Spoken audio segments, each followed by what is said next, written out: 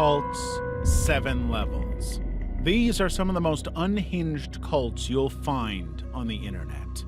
We'll begin with the weird and gradually uncover some of the more sinister, deranged, and outright terrifying cults in human history. Let's start at the tip of the iceberg. Level 1.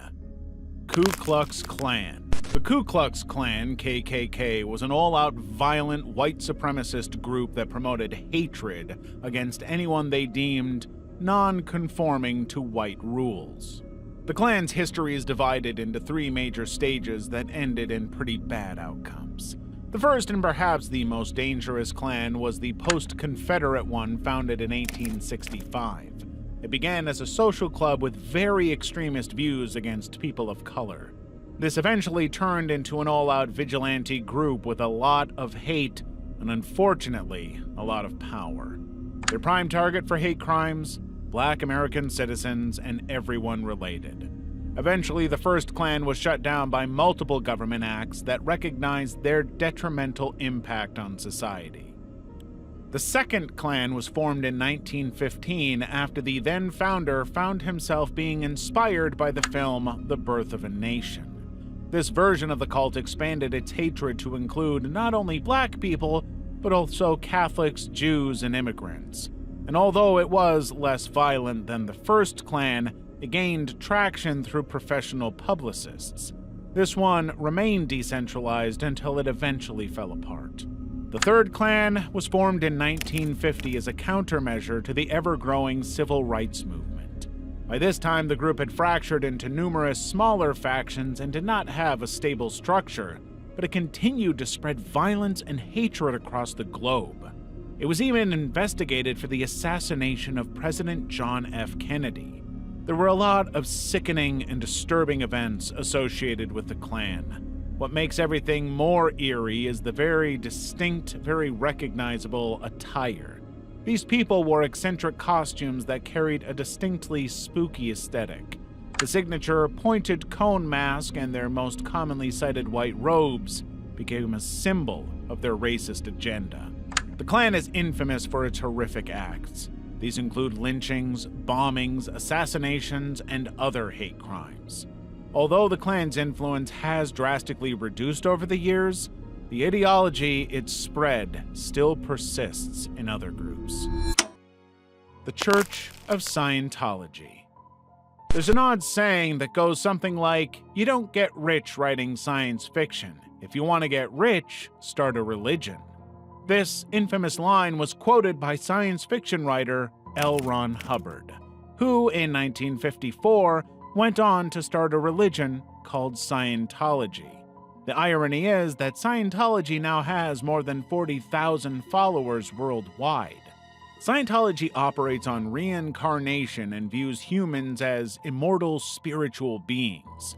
The core belief system comes from a self-help book by Hubbard called Dianetics, the Modern Science of Mental Health. In Scientology, humans are referred to as Thetans. They're spiritual beings with immortal powers who can tap into past lives to resolve lingering traumas. This process takes place through auditing sessions, where a Scientology representative uses an e-meter, a device similar to a polygraph test, to read the individual's emotions. During these sessions, certain words trigger the needle on the e-meter to move. The ultimate goal for a Scientologist is to reach the status of operating Thetan, OT, who achieves maximum spiritual clarity. Now, in theory, this all sounds harmless, beneficial even, but here's where things take a strange turn. The next belief in Scientology's system is something right out of a sci-fi movie. Scientists believe in a grand alien being named Xenu, who came to Earth millions of years ago as part of a galactic confederacy. Xenu supposedly dropped millions of humans into volcanoes where they died and became Thetans, who now roam Earth seeking peace. This is where auditing sessions come into play. They help these Thetans resolve their traumas. According to some ex-Scientologists, these science fiction beliefs are the key to becoming a true OT, but achieving this status comes with a hefty price tag. Members must spend thousands of dollars on auditing sessions. Most of these teachings are kept hidden from the public, only revealed to the highest-ranking members of the church after they've spent a lot of money. By now, the whole thing feels pretty cult-like and scammy. However, things take a much darker turn pertaining to controversies surrounding the church. The main facility, which houses about 1,000 people, is known for its extreme secrecy, and with secrecy comes many unethical aspects. People living in the church are reported to endure poor conditions. Their wages are minimal, they're not allowed to leave, and there's even the case of Lisa McPherson. She was a woman who died under suspicious circumstances while in the church's care. There's much more to unpack here that screams manipulation, intimidation, and cult-like behavior. But perhaps the most glaring issue is the hefty price tag that Scientology slaps on its enlightenment sessions. Despite its numerous controversies, the church remains financially powerful and influential. Level 2. Buddhafield Cult. A textbook cult that openly denies being one is definitely not a group that should be overlooked. The Buddhafield cult, made by the infamous Michael Jamie Gomez, was an actor and dancer. Michael had a knack for theatrics, which particularly showed from the way he would fully adorn himself in makeup. This gave him this otherworldly look that made people think he was someone of substance. Like most cult leaders, Michael was very charismatic. He would help young people through sessions conducting dance, yoga, and meditation. For a young person looking for a purpose, spiritual righteousness is always the way to go. Hence why Michael attracted a lot of people to join his sessions. Ultimately, what started as a meditation self-help group became a prime hotspot for manipulation, secrecy, and exploitation. Michael claimed to possess otherworldly knowledge. He would call himself the teacher and would essentially just label himself as God. He also encouraged his people to think of themselves as divine beings as well. His dramatic flair drew people to him widely, completely unaware of what was going on behind the scenes. These unnerving behind the scenes came out in 1980 in a documentary labeled as Holy Hell. Holy Hell was directed and videographed by a man called Will Allen. He was a member of the cult in the 80s who filmed his entire experience with it and eventually came up with the documentary. The main purpose of it was to show the world how easy it was to get caught up in extremist groups that outwardly looked heavenly. Beneath this beautiful, united culture lay a set of strict rules and control. Michael controlled almost every aspect of his followers' lives. They were not allowed to be in relationships, were forced to cut ties with their families, and couldn't even eat without the leader's consent. They worked without rest while Michael enjoyed everything at their whim. It was exploitation to the fullest. So many of the ex-members who somehow escaped recalled their very strange and borderline harrowing experiences with Michael. A group that started as a source of love and community for its people became their biggest nightmare. Michael reportedly still leads a small group of devoted followers, proving that the allure of cults remains as strong as ever. The Church of the Lamb of God. The Church of the Firstborn of the Lamb of God, often shortened to the Church of the Lamb of God, was a branded faction from the Mormon fundamentalist group, the Church of the Firstborn. The Church of the Firstborn and its branches were known for their extreme beliefs, particularly in polygamy, with leaders often having multiple wives at once. These groups were notorious for their violence and interconnectedness. But one particular faction took things to a new level, eventually breaking off entirely. This faction became known as the Church of the Lamb of God. This particular faction was founded by Ervil LeBaron. He was one of the many sons of the original founder of the main branch, the Church of the Firstborn. The branching off came about after Ervil was unhappy with his position as second in command. Secretly, he preached to his followers that he was the true prophet of the religion. His charisma eventually led several people away from the main branch and towards his own group. which led to his banishment. Bitter and vengeful, he directed his group's focus towards retaliation and revenge. In 1972, Ervil orchestrated the murder of his brother Joel LeBaron, who had taken over as the leader of the main branch, now known as the Church of the Firstborn of the Fullness of Times. This main branch had distanced itself from certain radical rituals. One of them was called blood atonement. It was the belief within the church that the only way a person could be truly cleansed of their sins was through spilling blood. That is exactly what Ervil and his devotees did when he ordered the murder of his brother Joel.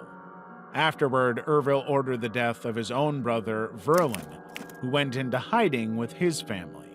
This led Ervil to mastermind a raid that killed two completely unrelated people and injured dozens more. The violence doesn't stop there. Ervil's thirst for power led him to order the murder of several members of his own family, including one of his mother-in-laws who threatened to go to the authorities. He also targeted Robert Simmons, a polygamous leader with his own following, and his pregnant daughter Rebecca. Ervil's relentless killing spree extended to leaders like Roland C. Allred of the Apostate United Brethren and anyone else who tried to leave or defy his church. Ervil's reign of terror continued even after his son Arturo took over. Though the church itself eventually dwindled, the legacy of violence and destruction left behind by the LeBarons is still remembered. Bohemian Grove. There are a lot of New World Order conspiracy theories floating around about a group of elitists secretly pulling the strings behind the scenes. Some of these theories are surprisingly convincing, while others, well, not so much. But one conspiracy that has moved beyond theory and into the realm of confirmed facts is the Bohemian Club retreat at Bohemian Grove. Upon hearing about Bohemian Grove, you're going to think it's some sort of fiction straight out of Victorian literature, but it's not. It's a very real place located in Monte Rio, California, spanning over a 2,700-acre campground. What makes it so conspiratorial is the exclusive 2-week event it hosts every year for, well, world leaders, basically. The Grove is owned by the highly esteemed gentlemen's club known as the Bohemian Club. It's essentially a massive social network comprising of the biggest elites of this world: artists, museum curators, scientists, Ivy Leaguers, and even U.S. presidents. And we all know the words elite and secret clubs don't always go too well together. The Bohemian Grove retreat goes a bit more extreme with its secrecy. Despite the entire club's elite reputation, only about 2,000 invited members are allowed to attend the event and its mysterious festivities. Both the members and the activities surrounding the event are highly ambiguous. Whatever the actual festivities are, they certainly have a cult-like ritualistic flavor. According to journalists who've managed to infiltrate the event, these rituals are wild. The retreat kicks off with a directive to attendees to avoid discussing business, despite most of them being very important people. The motto, "Weaving spiders come not here," is used as a reminder to keep things casual. Then the infamous cremation ceremony begins. Yes, you heard that right. The festivities kick off with a cremation ceremony of an effigy called Care. A group of men dressed in red robes holding torches bring the effigy to a particular spot in the area being looked over by a massive owl statue. They chant some weirdly ritualistic words along the lines of, "Leave all the cares of the world behind," and then proceed to burn the effigy on a funeral pyre. One notable event in the retreat is the theatrical plays. It's coded in mystery, but is famously known for having weird storylines and humor. It's also marked by over-the-top dialogues, drag costumes, and a lot of hooting from the crowd. However, that's where the intrigue stops, and reality starts to kick in. This little sojourn, according to a worker, is also pretty notorious for having guests with horrible attitudes. That's saying something considering they're actual world leaders. Other than that, members get mindlessly drunk, have little speech sessions, sing around a fire, and do stereotypical boy stuff. Apparently, that's exactly why no women are allowed to be a part of it. Notable U.S. presidents like Theodore Roosevelt and Richard Nixon have visited Bohemian Grove. Nixon even delivered a lakeside speech there, which he later claimed played a crucial role in setting him on the path to the presidency. Given the ongoing secrecy and elitism surrounding the event, one can't help but wonder what exactly happens behind those closed gates, and what influence does it have on the world beyond. Bergholz Community. The Bergholz Amish community was a breakaway group in Bergholz, Ohio, founded by Samuel Mullet. Mullet initially came from a more traditional Amish settlement, but had ambitions to form an even stricter, more conservative community, which is quite the feat given how conservative the Amish already are. Mullet achieved his goal when he was ordained as the bishop of the Bergholz Amish community in 2001. However, the way Mullet was ordained was very unusual for the Amish. Traditionally, the ordination of a bishop requires the presence of 3 other bishops. However, in Mullet's case, only one bishop was present during the ceremony. Mullet's vision for a more conservative society took a darker turn when he started to engage his followers in hate crimes. In 2006, he had excommunicated a bunch of families from the community for no apparent reason. Their sentences were overturned by a general consensus between the top brass, which allowed them to turn to other groups. However, this decision didn't sit well with Mullet. He led a series of violent attacks on members of other Amish communities, particularly those who had left Bergholz. These attacks involved cutting off the beards and hair of victims, a severe insult in Amish culture. Mullet and his followers were eventually convicted of federal hate crime and conspiracy charges. While these crimes were shocking, they weren't what truly earned the Bergholz community its cult-like reputation. The group's practices deviated from traditional Amish beliefs in several concerning ways. They rejected core values like humility, forgiveness, and peace, and engaged in actions that contradicted Amish principles of community and mutual respect. Ex-members have shared disturbing details about life in the Bergholz community. One individual described how Mullet would punish those he deemed sinners by forcing them to sleep in chicken coops and stables. Others claimed that Mullet demanded thousands of dollars from members in exchange for absolution of their sins. Most chillingly, Mullet exercised a significant amount of control over his followers, including having inappropriate relations with the wives of members. These practices set the group miles apart from the more peaceful and cooperative ideals typically associated with Amish communities. Skull and Bones Society. While the Bohemian Club's events have been infiltrated multiple times by outsiders, there's another elitist society that is still mostly enshrouded in complete mystery: the Skull and Bones Society. It's a super secret and super old Yale society that is only open to 15 of the university's senior students, all hand-selected by the previous members. Yale is home to dozens of secret societies, each steeped in mystery. Very little is known about what happens inside these groups, and no one has successfully infiltrated them to know better. Among them, Skull and Bones is arguably one of the oldest and most powerful ones. It was founded in 1832 by a businessman and a politician, William Huntington Russell and Alphonso Taft, after an academic dispute. Over the years, Skull and Bones has managed to maintain its secrecy and power within university grounds. Each year, Skull and Bones holds a special event called Tap Day, during which 15 new recruits are ritually tapped on the shoulder by older members. This basically marks the start of a new age of elites in the society's history. The group's symbol is a skull on bones with the number 322 at the bottom. Some believe the number refers to the death of the Greek orator Demosthenes, while others suggest it may point to connections with German secret societies. The Society's headquarters, ominously named the Tomb, is an Egypto-Doric-style fortress in New Haven. It's covered in skulls and pictures and is even rumored to house the skulls of different presidents and revolutionary leaders. Some of its weirdest rituals involve members crooking, which is the act of going around and stealing important artifacts and objects from other societies. Members try to outdo their predecessors each year. For decades, Skull and Bones has been the subject of scrutiny, largely because no one really knows what goes on inside.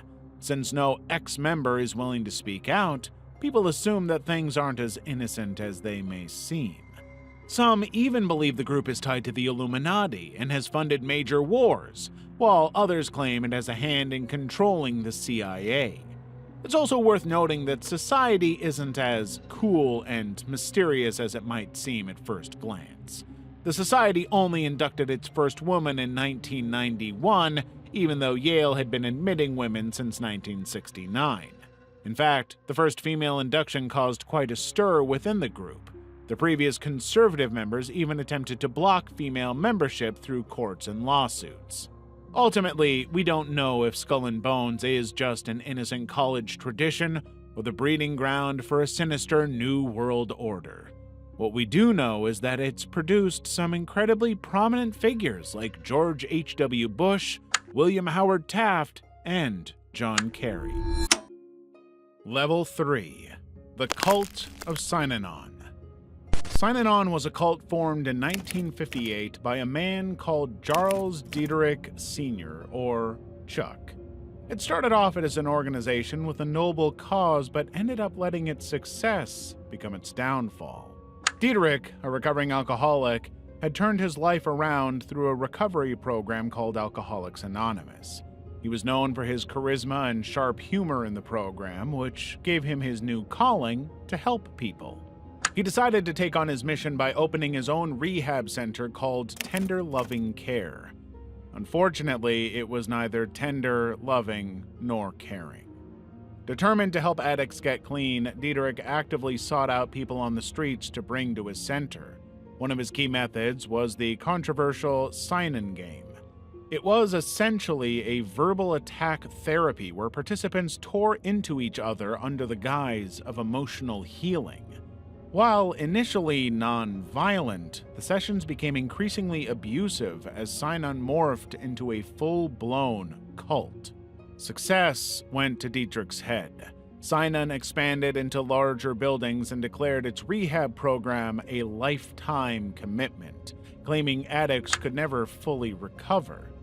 Diederich even rebranded the organization as the Church of Synan, partly for tax breaks, partly to cement his control.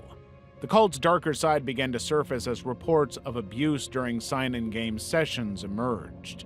Things escalated when lawyer Paul Morantz, who was helping ex-members build a case against Synan, was attacked with a rattlesnake planted in his mailbox.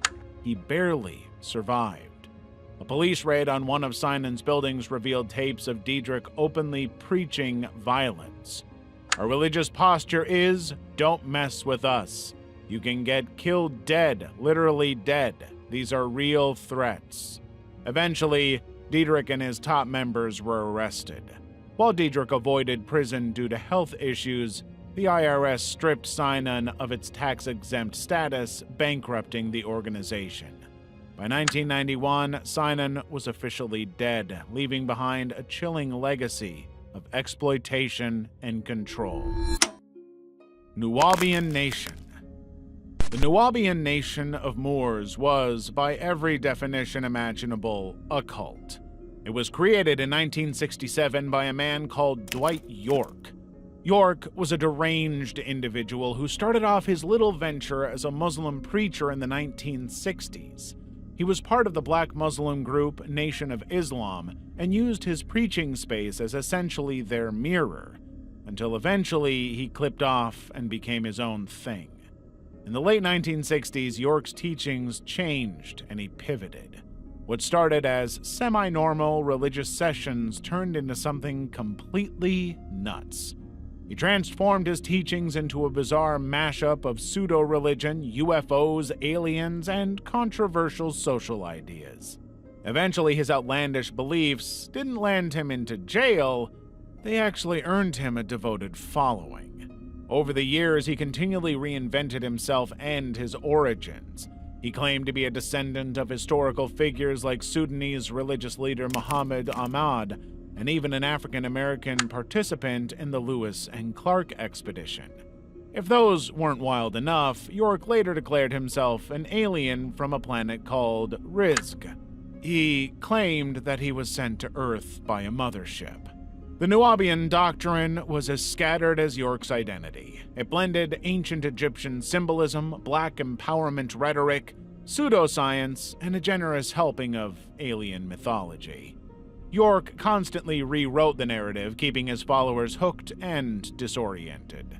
Somehow, people bought into it. In the 1990s, York relocated his group to Georgia and constructed a compound called Tamaray. It was almost designed as an Egyptian-themed amusement park. It featured pyramids, sphinxes, and hieroglyphs, all smack dab in the middle of rural Georgia. The compound was as outlandish as York's teachings, and his followers lived there utterly devoted and willing to follow his every whim. But like all cults, the Nubian nation eventually began to crumble. Locals and ex-members started reporting strange behavior, and rumors about the group's activities began to swirl. None of it was good. The weight of York's harrowing crimes became impossible to ignore. In 2002, the FBI raided Tamaray, leading to Dwight York's arrest. He was sentenced to 135 years in prison for charges including tax evasion, racketeering, and most disturbingly, abuse. System Space Cult. Cults usually take years to evolve into hive-minded groups where members have no freedom or power apart from what their leader grants. However, the System Space Cult, also known as the Tsuki Project, completely sidestepped that process. The System Space Cult wasn't your typical cult per se. It was an online community that morphed into a virtual cult after its owner made bizarre claims about the world. What's worse is that the website was anime-themed and specifically targeted young, impressionable individuals seeking virtual escapism. The owner claimed to have visions revealing that the world we live in is a simulation called life.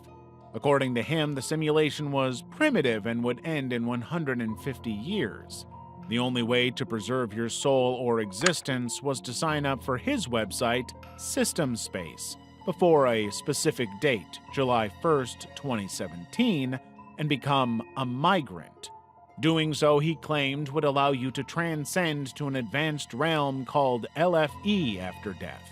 For many people, this seemed like just another person online spinning paranoid fan fiction, a fairly common occurrence. But some impressionable followers took it far too literally. While Suki didn't explicitly instruct his followers to take their own lives, some of his statements hinted at such drastic measures. He suggested that developing dementia and old age would severely reduce the chances of transcending to LFE. He also directed his followers to destroy any evidence of their connection to System Space. Tragically, the consequences of these ideas became real. Jake Fair, a boy from Canada, became a victim of Suki's outlandish beliefs. He was found lifeless in a remote wooded area after going missing for a few days.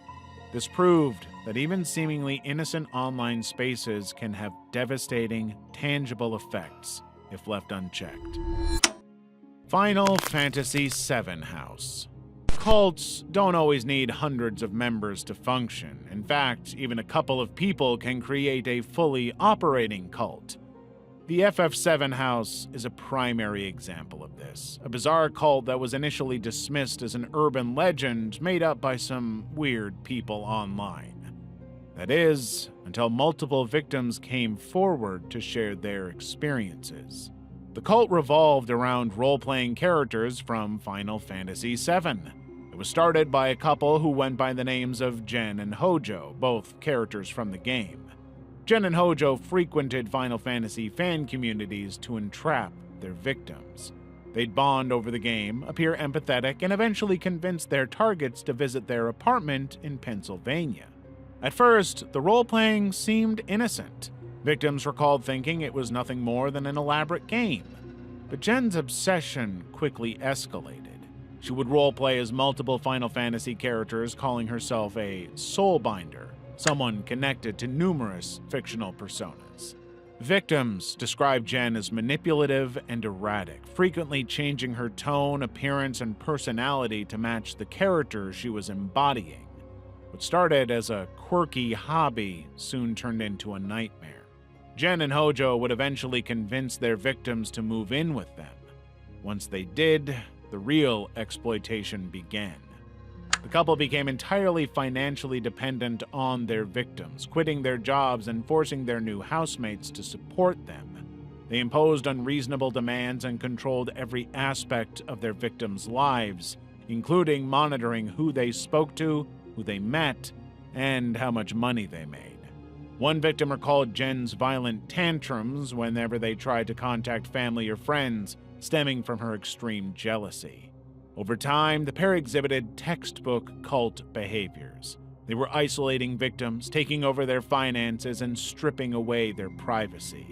Although most victims managed to leave after months of abuse, many reported being stalked and harassed by Jen even after escaping. There are countless accounts sharing eerily similar stories of manipulation, control, and abuse.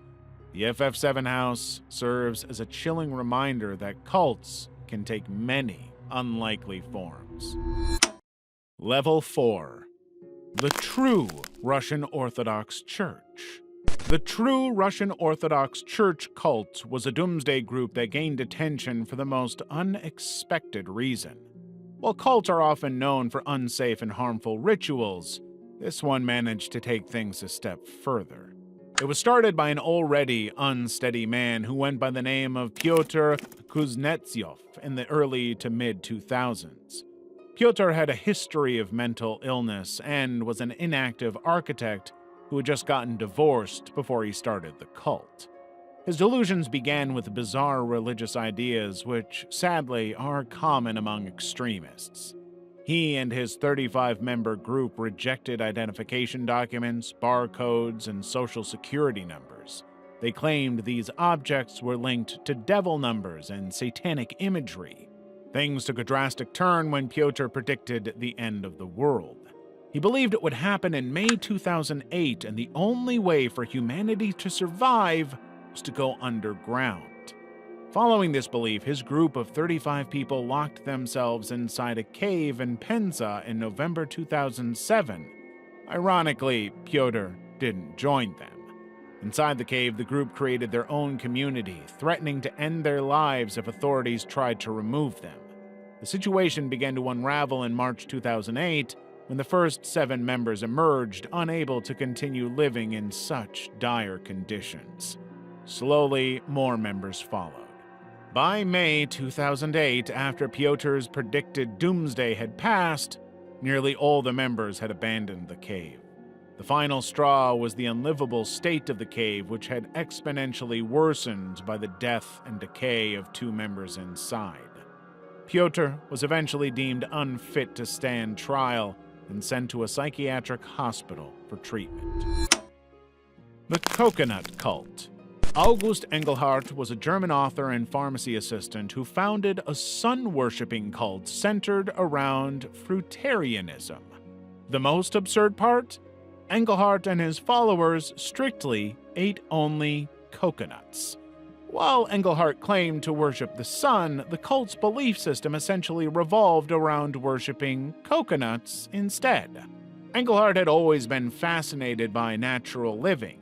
Even during his time as a pharmacy assistant in the industrial era, he preached a pure, natural lifestyle. He followed his beliefs by moving to Papua New Guinea, going completely nude, and adopting a coconut-only diet. Eventually, his solitude wore on him and he longed for company. That's when he started his cult, the Order of the Sun. He wrote letters to like-minded individuals to convince them to join him. Many surprisingly did. Brother Stare. Brother Stair was a popular evangelist minister in the 1990s. His teachings gained significant traction largely due to his convincing, though unfounded, predictions about the end of the world. He built a following around his skepticism-driven religious ideas. But that's not what Stair became most famous for. Like many overhyped religious figures, he let his fame get to him and decided to form his own little community. In 1978, he purchased a motel in South Carolina and gradually invited people to join him in his mansion. Stair encouraged his followers to leave behind their worldly possessions, or donate them to his commune, which he called the Overcomer Ministry. By the height of his influence, he had gathered about 70 people all living together in a close-knit, self-sufficient community. Roles were divided based on stereotypical gender norms. Women worked in the kitchen while men tended to the farms. Alongside managing the commune, Stair continued spreading his teachings globally through radio broadcasts. His sermons were heard in multiple countries across several continents. At one point, they aired on 120 different radio stations. Things started to fall apart when Stair faced multiple accusations of serious misconduct. One involved his refusal to allow members of his community to seek modern medical care, which tragically led to the deaths of 2 children. Another was his blatant abuse and misconduct toward women during sermons, some of which were even caught on camera. Stair pleaded guilty to the allegations and was released on a $750,000 bond a month later. He passed away in 2021 at his home in South Carolina. Ellen Boarding School. The Ellen School was a behavior modification boarding school in Poland, Maine, that had come under fire for its absolutely maniacal practices. One could go as far as to consider the school's policies a copycat of the Synanon cult. The Ellen School was founded in 1970 by Joe Ritchie. Joe was a drug addict who had become clean and was now willing to help people do the same. His vision for this school was precisely that, to help troubled young people become the best versions of themselves. Unfortunately, the methods they employed were anything but ethical. The school became notorious for its vile disciplinary tactics. One infamous program mirrored the Synanon game.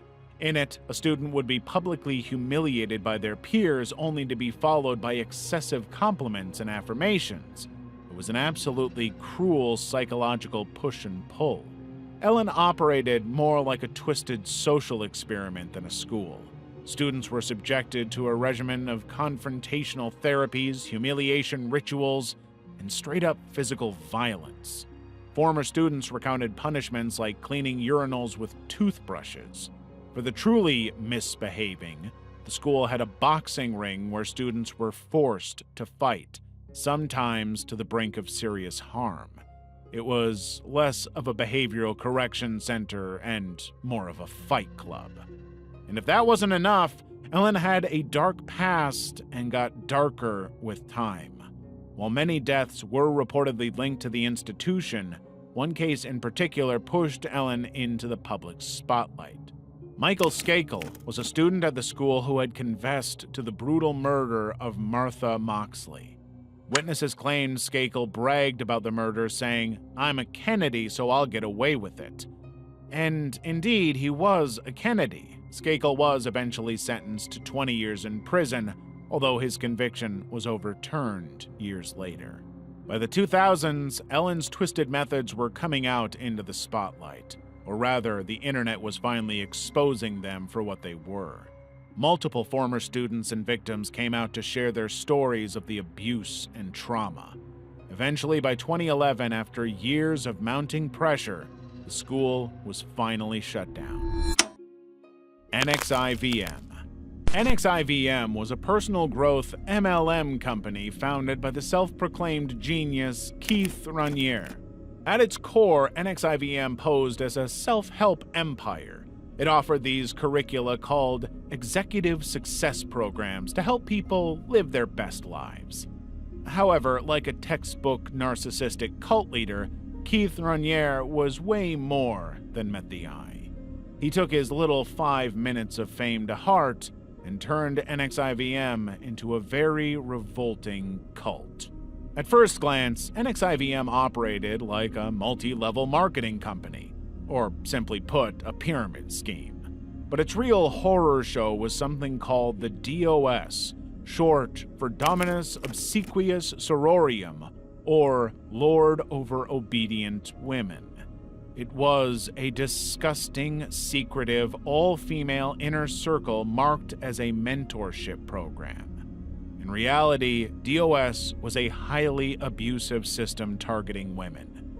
The program involved actual female victims, blackmailed with collateral such as explicit photos.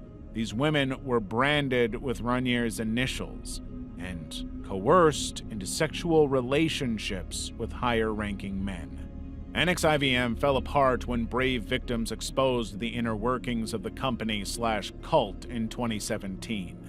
Multiple actresses came out to the public to show the Ranier's brand forced on them.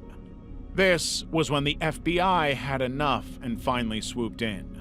Ranier was arrested, and in 2020 he got 120 years in prison, alongside other high-ranking, one of which was actress Allison Mack, members who faced serious charges.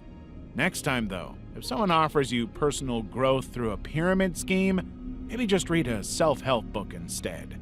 It's cheaper and way less creepy. Level 5. 7M Films. The Wilking sisters were an up-and-coming TikTok dance duo that had garnered a considerable following early on. They had dominated the TikTok dance scene in 2020 and had appeared in numerous collaborations with high-profile influencers of the time. However, by 2022, a series of alarming events brought the sisters into the spotlight for reasons far from their dance moves. In 2022, one of the sisters, Melanie Wilking, came on TikTok Live and implored her audience for help. Her reason? According to her, Miranda Wilking, now Miranda Derrick, had fallen victim to a religious cult and was not in control of her life. This little inner tidbit of their lives shocked the followers and quickly went viral. The story gained so much traction that it led to a 3-part Netflix docuseries deep diving into the alleged cult Miranda was a part of. On the surface, the cult wasn't a cult at all, but a talent agency called 7M Films. It was run by a man named Robert Shin, who was also apparently a pastor. The agency promised to elevate young TikTokers to new heights of global and financial success, and many prominent creators were signed under its management. That's where the victims started to come out about their experience with 7M. Some alleged that the agency was a covert cult that not only forced religious views on its artists, but also blatantly mistreated them. Allegations included artists being forced to give 80% of their income to a church associated with the agency, along with other forms of mistreatment and coercion. The most disturbing was the accusations of multiple forms of abuse against Robert Shin. He was reported to have been forcing his artists to cut contact with their families in order to save them from the punishment of the afterlife. As the controversy unfolded, Miranda denied her sister's claims. She maintained that she was simply pursuing her career under 7M Films management, and everything her family had claimed was only because of some personal dispute. However, we don't really know how true this statement is pertaining to the multiple other victims of the agency. North Tennesside Cult. The North Tennesside Cult, also known as the North Shields Death Cult, was a small, sadistic group of individuals with a disturbing appetite for cruelty. Though often referred to as a cult, the group functioned more like a small joint living space under the leadership of a man called Zahid Zaman. Zahid Zaman was a fraudster turned murderer who had acquired a pair of houses in the small town of Percy, Maine in North England. Soon after moving there, Zaman managed to gather a few people to room with him in the 2 houses. On the surface, Zaman was the polar opposite of dangerous. He was a wheelchair-bound man with a keen love for animals and helping people.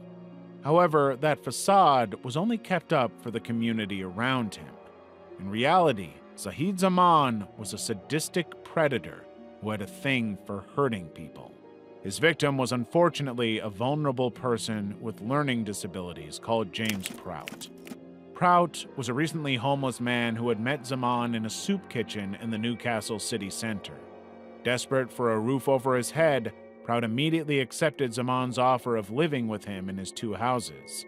However, that was unfortunately the beginning of months of vicious abuse that ultimately led to Prout's death. Zaman and his lackeys would openly abuse Prout during his stay with them. It started with them starving and physically assaulting Prout, but escalated to absolutely disgusting lengths. The beatings were followed by Zaman pulling Prout's teeth out, stabbing him with sharp objects, and making him perform vile acts. This ultimately took too much toll on Prout's body, and he ended up succumbing to his abuse-inflicted injuries. You'd think the abuse would stop after the victim was dead. But no, in this case, Zaman and his followers discarded Prout's body in a wasteland and took his bank details to scam thousands of pounds from his account. The body was discovered a month later, and 4 people in the group were arrested. All 4 faced different sentences, with Zaman receiving a life sentence in prison. Level 6. The Manson Family. Perhaps one of the most sensationalized cults in the world is the one that went by the name of the Manson Family. It was started in the late 1960s by a man called Charles Manson. Known for his charisma and manipulative skills, Manson managed to assemble a following that carried out horrific crimes under his command. Charles Manson was an aspiring musician and seasoned manipulator who had gone through a bit of a rough patch in his life. He had a very troubling childhood and had already accumulated a series of serious crime allegations against him even before he started the cult. After being released from jail for the second time in 1967, Manson moved to San Francisco. He settled into the residence of a woman, and in the near future partner, named Mary Brunner, later bringing in 18 more women. The hippie movement was at an all-time high at the time, so their odd communal living did not raise many suspicions. As mentioned before, Manson was an aspiring musician with a knack for making good music. This catapulted him into getting acquainted with multiple big names of the times, including Dennis Wilson of the Beach Boys. A music teacher by the name of Gary Hinman introduced Manson to Wilson, and the two hit it off instantly. Wilson later brought Manson into his world and connected him to a big producer, Terry Melker. After some thorough deliberation, Melker ultimately decided not to work with Manson. Shortly after, he moved out of his house in Cielo Drive and rented the apartment to Manson's first group of victims. Actress Sharon Tate, wife of director Robert Polanski, and her small group of friends. Manson's beliefs centered on a bizarre apocalyptic theory he called Helter Skelter, inspired by the Beatles.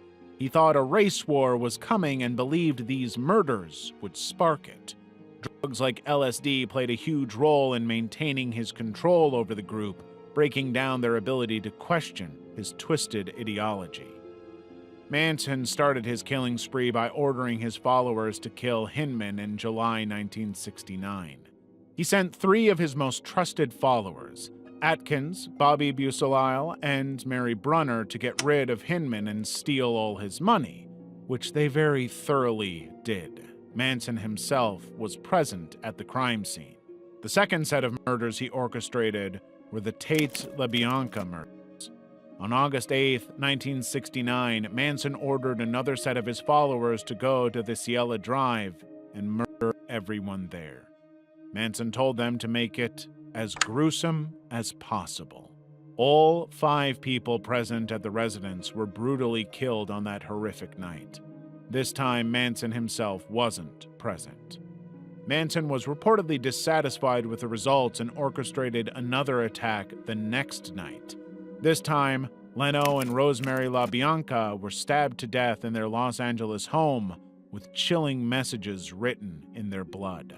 These murders solidified the Manson family as one of history's most deranged cults.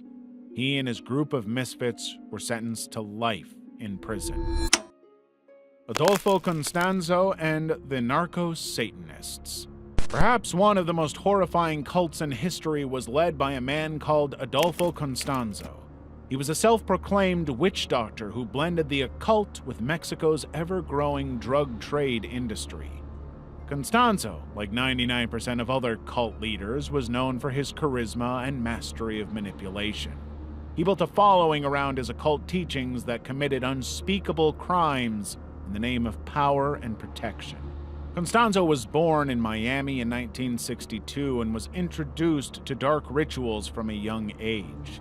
His stepfather was involved in Palo Mayombe, a religion that involved rituals using human and animal remains. By the mid-1980s, he had moved to Mexico City, where he gained a ton of wealthy clients, including cartel members and politicians, all by performing spells for protection and success. To maintain his aura of power, Constanzo formed his cult, later sensationalized by the media as the Narco-Satanists. He did it with his lover Sarah Aldred and several loyal followers. Initially, the group sacrificed animals, but they quickly escalated to human victims. Constanzo claimed the more extreme the offering, the more powerful the results. Their crimes reached a horrifying peak in 1989 when they abducted Mark Kilroy, an American college student on spring break. Kilroy was tortured and sacrificed in one of Constanzo's rituals, which prompted a massive investigation. When authorities raided the group's ranch, they discovered a cauldron filled with human remains and a mass grave of mutilated bodies. Constanzo fled to Mexico City, but was cornered by police weeks later. Because he was unwilling to face arrest, he ordered one of his followers to kill him point blank, which the latter did. The rest of the 14 members of his cult were arrested and convicted, including Sarah Aldred. Kirtland Cult. Jeffrey Lundgren was a self-proclaimed man of God who claimed to have visions and direct spiritual connections with divine powers. He was devoted to spreading this divine message and sought to do so by joining the RLDS Church in Ohio, Missouri, a Latter-day Saint group now known as the Community of Christ. Unfortunately, his rise to the position of a minister in the RLDS was cut short when he was rejected by the church. Absolutely galled by this, Lundgren did the only thing he could think of: create an offshoot of the group and ultimately turn it into a malicious cult. He moved his family into a farmhouse located in Missouri and eventually started to tempt susceptible people into joining him on his mission. One such family was the Avery family. They were devoted parents with 3 daughters who had lived pretty normal lives before they were, unfortunately, caught in the cult's web. Dennis Avery and his family were so entranced by Lundgren's passion that they left everything behind and moved to his farmhouse. In his teachings, Lundgren propagated the idea that he and his followers had to take back the Kirtland Temple from the RLDS. They came up with an extensive plan, but backed out just in time. Time for what? For the brutal murder of the entire Avery family. Instead of reclaiming the temple, Lundgren, his family, and his brainwashed supporters killed the Avery family under the guise of a dinner invitation.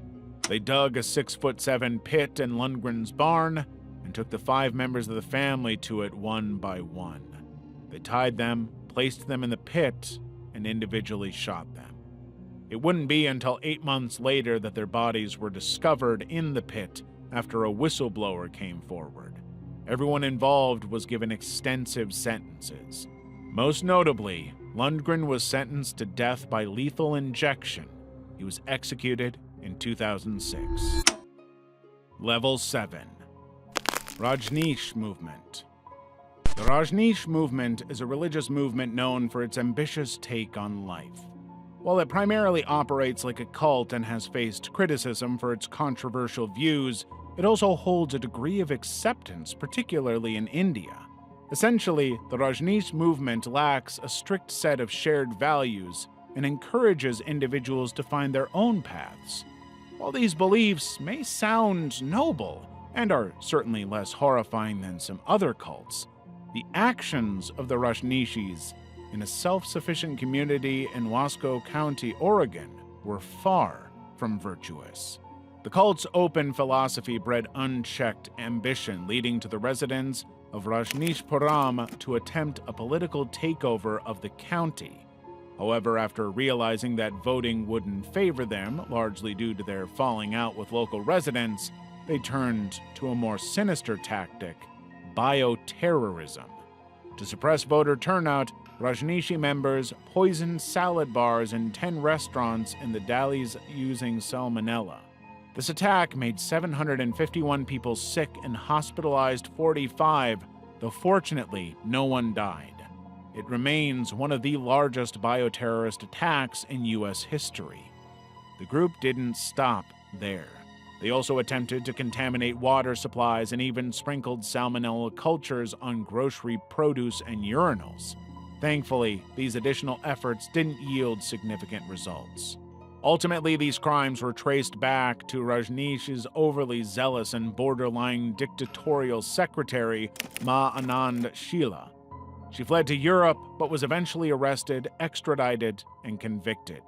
Meanwhile, Bhagwan Rajneesh faced deportation for immigration fraud, and the commune fell apart.